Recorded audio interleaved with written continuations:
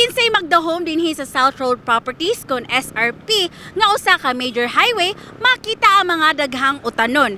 Kini tungod nga gipasayugdahan nga urban gardening nga naglangkob sa nagadaiyang tanom sama sa sili, tangkong, kamatis, talong ug uban pa.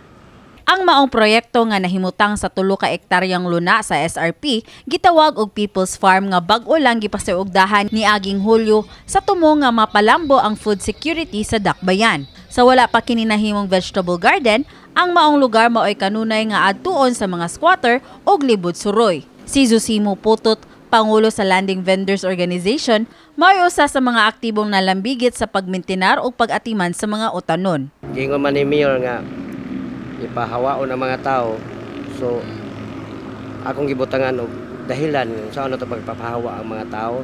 So isugdan na to garden, pinagi ani wa nay namuyo unya nakatabang sa tas panginabuhian sa mga tao. Sama na ako ang maintenance 500 ang adlaw na akong hatag na so nakatabang nakahatag og trabaho. Kauban usab niya ang usa ka hardinero nga si Tata Gonzales nga motabang niya sa pag-ani sa mga utanon aron mabaligya kini ngadto sa carbon market. Perminti may makakaon ni ma'am kay tagaan man sad pud mi ani. Ako man sa pag-atiman. Bisag kung sa orasa man ko mangayo ni perminti man. Tungod sa pagka-epektibo sa People's Farm, si Konsehal Pastor June Alcover, kinsa nangulo sa Komite sa Agrikultura, niubol og ordinansa nga nagsugyot nga himuong garden ang mga bakanting luna sa matag barangay sa syudad.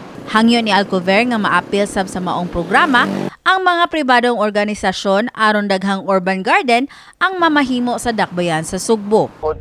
So, ang next part ana is involvement sa mga private citizen, mga organizations na sa gawas.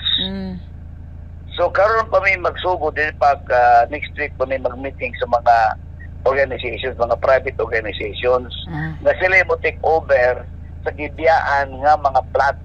Kini si Mary Francis Lin kaayon alang sa My TV Cebu.